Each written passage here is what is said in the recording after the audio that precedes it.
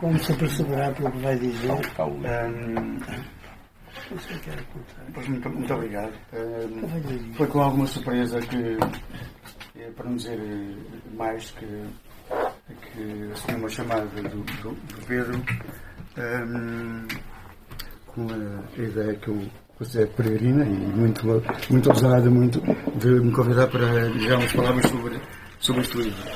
Eu vou procurar fazê-lo e para que as ideias fiquem mais organizadas e sucintas, vou fazê-lo a partir de um pequeno texto que escrevi, para que depois a Gasoleta e o Alexandre, como é sabido, fala pouco, portanto, para haver tempo para nós podermos sair daqui em meia-noite.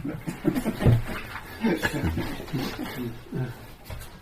é um texto que tem 49 páginas, portanto, 49 a dividir por 7.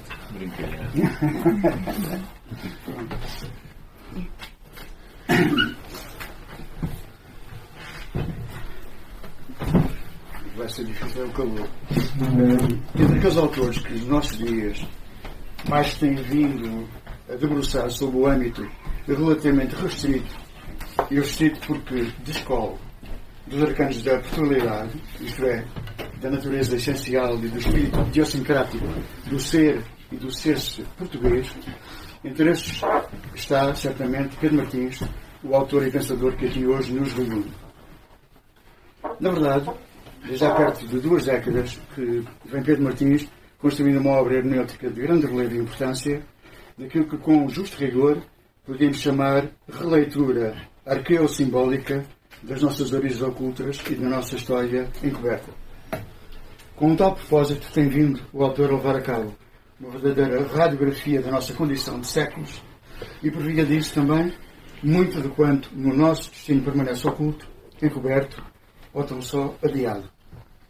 Com efeito, desde O Anjo e a Sombra, Teixeira Pascoais e Filosofia Portuguesa, obra de 2007, até ao recentíssimo Israel, Minha Vaga Estrela, deste ano já, que hoje vai ser aqui igualmente apresentado, num total de 15 títulos, se não estou em erro, que a sua atenção laboriosa, o seu meticuloso trabalho de arqueologia desencobridora das veredas menos conhecidas, mais ocultas, ou mesmo mais sonegadas da nossa história e da nossa cultura, o têm conduzido a deter-se naqueles marcos e indícios, naqueles sulcos e vestígios, que, desafiando o seu espírito ancorado firmemente nas colunas da tradição sem idade, se nutrem outro sim nos caminhos por igual fecundos do genuíno pensamento português. Em Pedro Martins, como aliás hoje em raros, mostra-se não só claro, mas manifesto, como aquela noção tão propalada e hoje politicamente quase esvaziada, politicamente e não só, quase esvaziada de sentido de lusofonia, seria muito preferível, do nosso ponto de vista, a noção de lusofonia.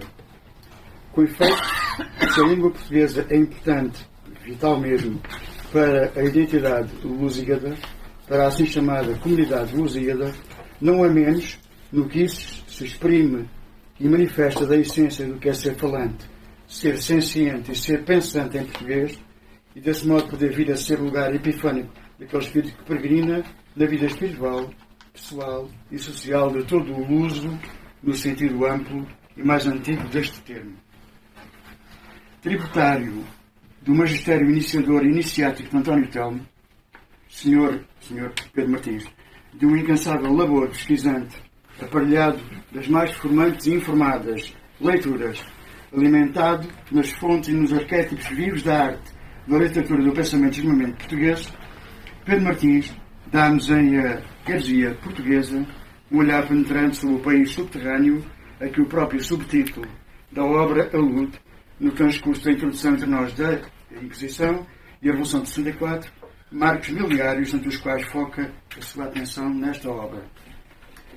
Responsável, com Maria Antónia Vitorino e António Carlos Carvalho, e o colaborador sempre próximo da Rosoleta Pinto Pedro, responsável, dizia, pela recolha, organização e edição do Espólio de António Telmo, decano filósofo dos arcanos de Portugal, e sabemos hoje discípulo dileto de Álvaro Ribeiro, Pedro Martins é o mais lido e herdeiro de uma linhagem cujo veio ininterrupto, permanente dessa figura-chave inaugural, no sentido que nos interessa, que é Sampaio Bruno, segue por uma linha que percorre Teixeira Rego, Jaime Cortesão, Álvaro Ribeiro, Agostinho da Silva, António Quadros e também Fiamás Paz Brandão, para desembocar no próprio António Telmo, seu mestre.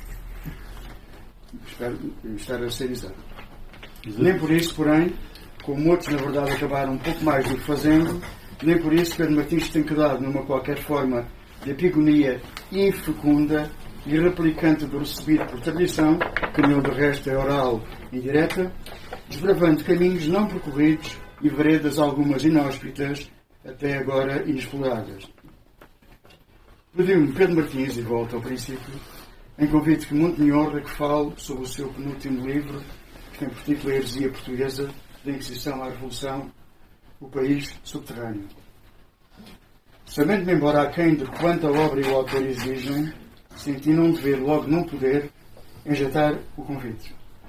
Há autotranscensões que nos exigem pela simples amizade fraterna e pela inteira fidelidade ao que mais importa. Coisas há, aliás, que não estão tanto na nossa vontade quanto na nossa aceitação, em simples e estrita obediência a princípios que temos como fundamentais e firmamentais da nossa ação. Assim, pois, para melhor desincumbir-me da tarefa, irei por um caminho que, podendo talvez parecer lateral, tenho por firmemente ancorado naquilo que a mais prudente sinceridade me aconselha. Assim, não colherei tanto de deter-me nos temas fulcrais, certamente a Rosoleta e também o Alexandre melhor falarão, os temas fulcrais e habituais no autor, como sejam as relações entre a tradição perene e a tradição portuguesa, acaba lá um marranismo, umas histórias da história secreta, oculta ou ocultada, encoberta ou redescoberta de Portugal, o culto do Espírito Santo e a filosofia e o pensamento português. Será isto tudo melhor abordado, direto ou indiretamente, quer pela Rosoleta, Pedro, quer por Alexandre Teixeira Mendes, a quem futuramente saúde. No terceiro poema da sua obra, 13 poemas de amor pelos livros, textos dos 2 primeiros anos da década de 80, escreve Fiamás Paz Brandão algo que pode mostrar quão exigente e responsabilizante é o tipo de incumbência que aqui aceitei. Cito na íntegra as 2 primeiras estrofes. O livro alucina o exegeta, como o grande moinho alucinou o manchego, portanto, refere-se a Dom Quixote da Mancha, como o grande moinho alucinou o manchego quando o líamos no seu primeiro sentido entre os 4 sentidos da Escritura. Como é sabido, os 4 sentidos da leitura da Escritura são o sentido literal, o sentido moral, o alegórico, moral e anagógico.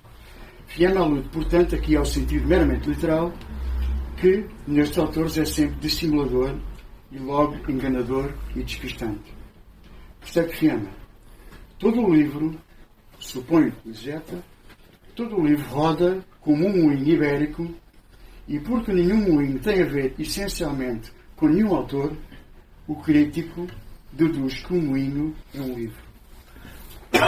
Ou seja, o exegeta, vulgo o crítico ou o simples recensor, as mais das vezes tende a, de uma analogia, retirar uma identidade.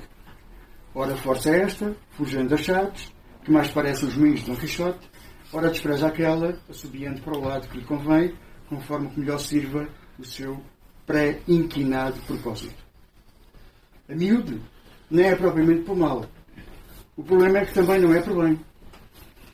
Faz-se mormente porque se parte do fito e da rota pré-definidos para o levantar ferro do Porto, que não se esquece se chegou a conhecer devidamente, avalando para aquela viagem que antecipadamente está na disposição de fazer, aquela e só aquela que se pretende fazer. Não se quer lá imprevistos nem maçadas, no santo viático das alegações positivas da praxe, seja a praxe da academia, com desculpa para os académicos aqui, seja a dos circuitos e círculos culturais, os próprios substantivos circuitos e círculos dizem da estéril percepção urobórica. Dá isto também, como é fácil de supor, um resultado que deixa a desejar no que toca ao rigor, no mínimo, visto que, de tal sorte, pouco, se não nada, se encontra de verdadeiramente novo, de descobridor ou sequer de desencobridor, que é panavada. De tal feição de análise crítica, foram todos os autores analisados na obra, uns mais do que outros, vítimas no seu tempo.